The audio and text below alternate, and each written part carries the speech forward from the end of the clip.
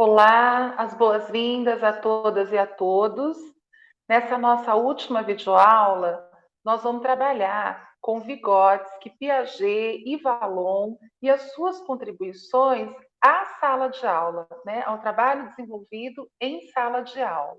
Para tanto, nós temos aí a referência do nosso texto base, né, abordagem vygotskiana, valloniana e piagetiana, diferentes olhares para a sala de aula, né?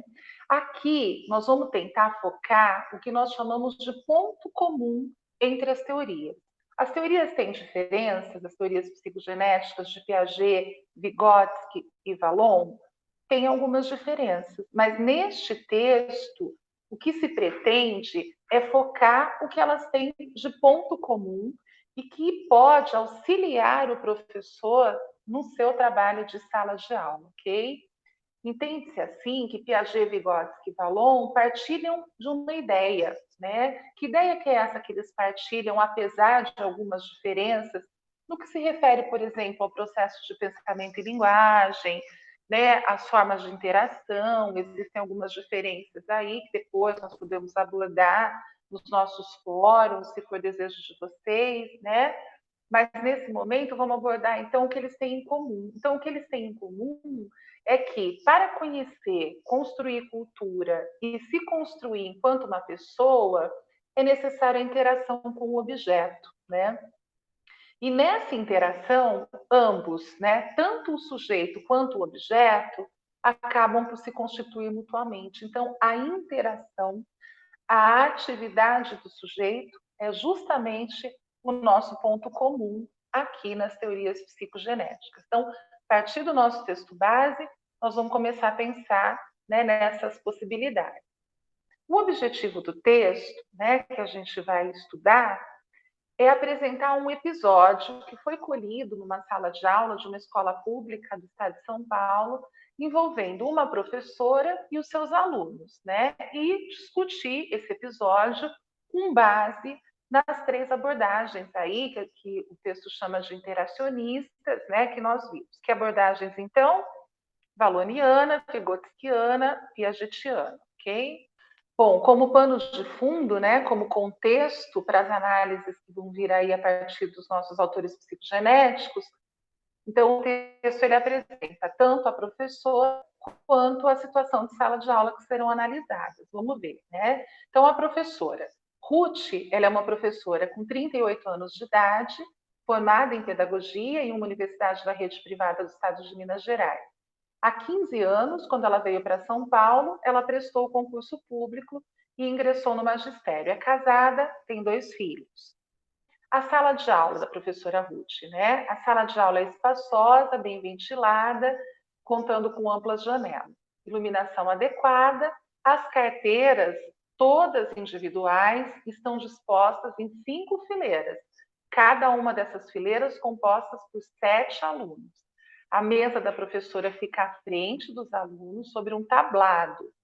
A sala conta ainda com um armário ao fundo e os trabalhos dos alunos são expostos em murais que ficam nas paredes laterais, né? Então, isso está descrito lá no texto, como eu disse, para configurar aí o que será analisado depois, né? Vamos ver o episódio a ser analisado. A professora encontra-se expondo para o grupo classe um conteúdo relativo a hábitos de vida diária. Os alunos estão em silêncio, aparentemente prestando atenção. Um dos alunos, Pedro, que se senta no fundo da sala, levanta a mão, tentando interromper a professora para dizer algo. Ela olha para o menino e continua sua exposição como se nada tivesse acontecido. O menino permanece com a mão levantada durante 3 minutos, quando percebe que não ia ser permitido partilhar com o grupo aquilo que ele tinha em mente. Desanimado, abaixa a mão e começa a brincar com o lápis sobre a carteira até a explicação ter sido finalizada. Nesse momento, a professora solicita aos educandos que abram a apostila em determinada página para fazer os exercícios lá propostos. Seu pedido é prontamente atendido por todos, inclusive pelo Pedro, né? Então, lá no texto está descrito esse episódio e a partir daí vão vir as análises, né, a partir das teorias psicogenéticas de Vygotsky, Vallon e Piaget, né, e os autores do texto que vão estar trazendo essa análise do episódio, né. Focaremos, eles colocam algumas perguntas, né, ali para serem respondidas com análise. Mas nós focaremos aqui na nossa conversa a seguinte pergunta diretiva aí para análise do episódio, né? Então, uma das perguntas que eles fazem: como seria possível, né, segundo o autor enfocado, aprimorar a prática pedagógica da professora Ruth, levando em consideração esse episódio que a gente acabou de ler? Vamos lá. Bom, vamos primeiro pensar a partir da perspectiva vigotskiana, né? Então, os autores do texto trazem, né, que as categorias destacadas para essa análise, né, foram a mediação e a relação de desenvolvimento-aprendizagem. Então, o que faltou, né, a professora Ruth? Faltou investir mais na questão da mediação e nessa relação entre o processo de desenvolvimento e aprendizagem. Em síntese, né, o episódio analisado, dentro da perspectiva valoniana, ele mostra que a professora não aproveitou a oportunidade de promover, por exemplo, o desenvolvimento linguístico dos seus alunos, ficando presa a um procedimento rígido de dar aula, no qual só o docente fala e os alunos escutam, muito próprio daquela pedagogia diretiva, lá do ambientalismo, que nós vimos lá na videoaula 2 da semana 1, né? Então, não se aproveitou a possibilidade aqui de interação e de mediação, né? Ocasiões para discutir as relações estabelecidas pelas crianças entre o velho e o novo foram escassas, né? Se forem escassas, os alunos não vão ter como se expressar. E a professora não poderá, consequentemente, intervir em seus modos de pensar, sentir e agir, né? Elucidando dúvidas, aprofundando ideias e tornando-as cada vez mais complexas. Pode-se concluir, então, que uma pedagogia, né, inspirada na abordagem sócio-histórica, ela envolve ou deve envolver, né? Vamos ver o que as autoras aqui do texto, os autores do texto colocam para a gente, né? Primeiro, atividades diversificadas para contemplar os diferentes níveis de experiências e conhecimento dos alunos. Então, várias atividades de diferentes complexidades, né? Interação entre pares para favorecer a troca e, portanto, a inclusão de todos nas atividades pedagógicas, além da colaboração e negociação dos sentidos, né, dos conceitos em jogo, uma vez que as crianças aprendem também uma com as outras, né, sempre mediante a orientação do professor. Oportunidade para o corpo discente trabalhar coletivamente, enquanto o professor ele exerce essa rica mediação, né, que é um dos conceitos caros aí à teoria, levando o grupo classe a explicitar o que faz, como faz e por que faz. Diálogo constante, né, entre os alunos e dos alunos com o professor, pois quando isso se passa, né, quando isso acontece, laços mais sólidos de amizade, níveis mais elevados de afinidades vão se desenvolver entre os alunos, permitindo que mais crianças discutam e negociem o seu entendimento sobre os conteúdos escolares trabalhados. Mediação rica, variada e entusiasmada do docente, no sentido de incentivar seus alunos a gostar daquilo que está aprendendo, apontando e criando constantemente oportunidades para ouvir os demais, respeitar a opinião dos outros e argumentar, reconhecer os erros, né, que porventura possam acontecer e enfrentar conflitos de ideias sem transformar esses conflitos de ideias em conflitos entre pessoas, né? Então, a partir da perspectiva vigotskiana, essas são as análises, né, que as autoras do texto trazem sobre esse episódio, né, da professora Ruth, que foi colocado, e como que a abordagem, então, vigotskiana, que nós também já estudamos, poderia auxiliar, né, na melhora desse processo aí, né, um outro entendimento, numa outra possibilidade de ação frente à ação pedagógica, né, frente ao episódio. Vejamos como que fica, né, essa análise a partir da perspectiva agora valoniana.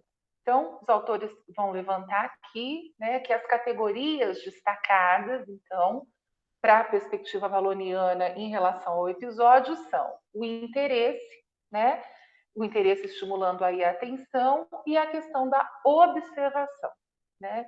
Voltam a focar na importância do meio para a perspectiva valoniana, que é algo que o Valon realmente, né, trabalha bastante, né, da importância desse meio, inclusive conceituando, né, o que seria esse meio, a importância de trabalhos individuais e também dos trabalhos em grupo, que possibilitam as trocas, né, entre os sujeitos, e a relação pedagógica mantida pela professora e os alunos, né, no episódio, ela é centrada na primeira, ela é centrada na professora, né, que é quem define o conteúdo que considera importante para os alunos, define a estratégia, né, faz uma aula expositiva, sem nenhuma participação do discente, deixa o Pedro lá 3 minutos com a mão levantada, né, partindo do pressuposto de que, né, ficar olhando para as perguntas aí, ou dando atenção às perguntas, iriam desconcentrar os outros alunos, né? Então, isso aí as autoras do texto vão apontar para a gente que é o que acontece ali dentro daquele episódio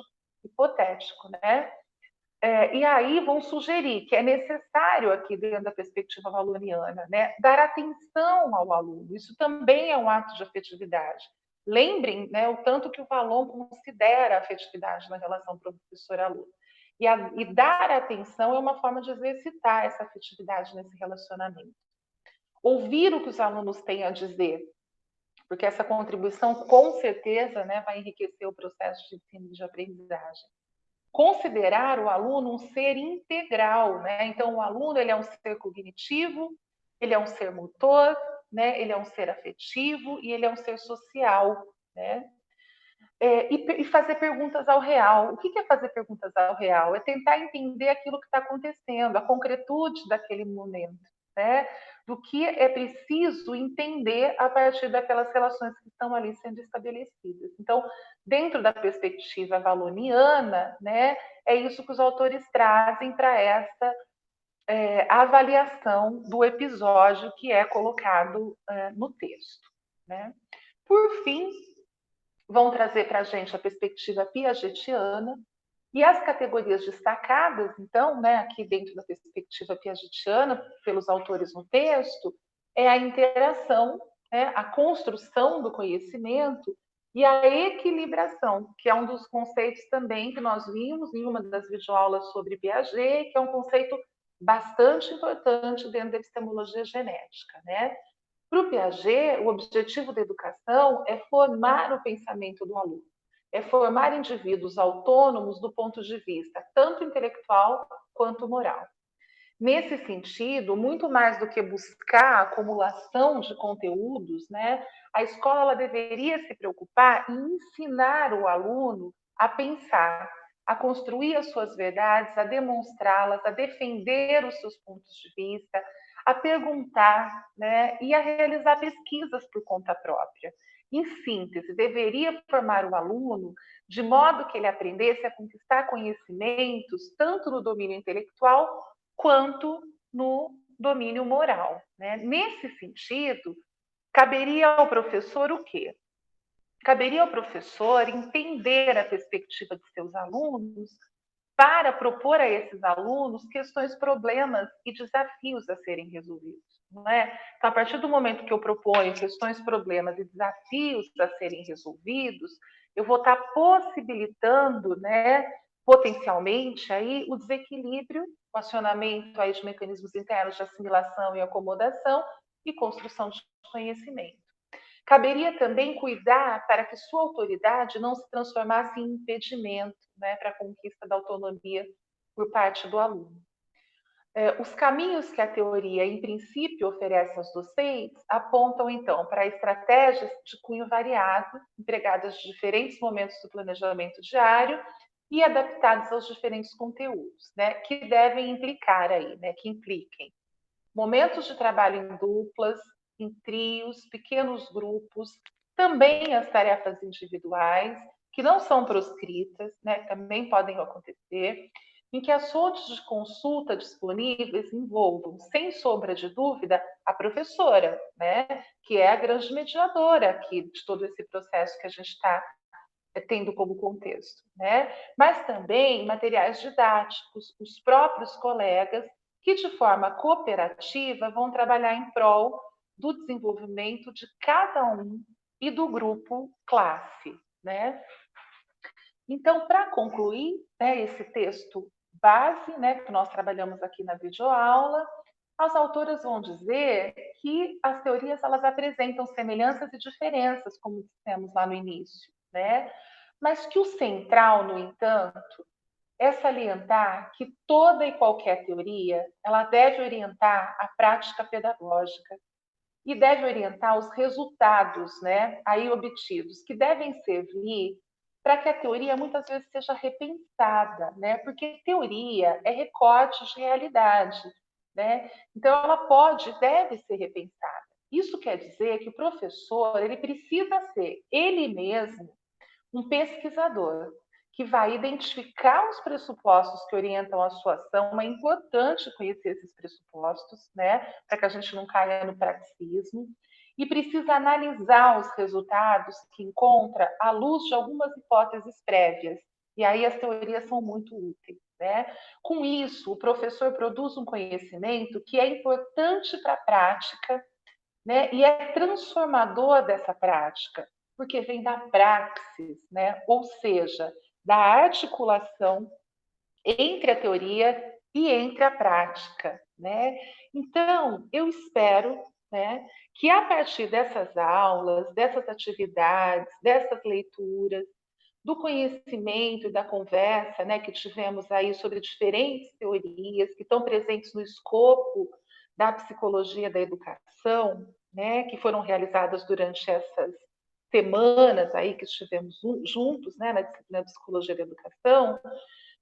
Espero que você, né, professor, futuro professor, possa ter construído conhecimentos que o permitam, de fato, desenvolver, né, essa praxis educacional transformadora, né? Fico à disposição para dúvidas, para indicação de leituras, né, e para tudo que for necessário, né, na busca desse objetivo da construção de uma praxis educacional transformadora. Agradeço a atenção de vocês e desejo que, né, tenham bons estudos e que se aprofundem nos temas que nós trabalhamos.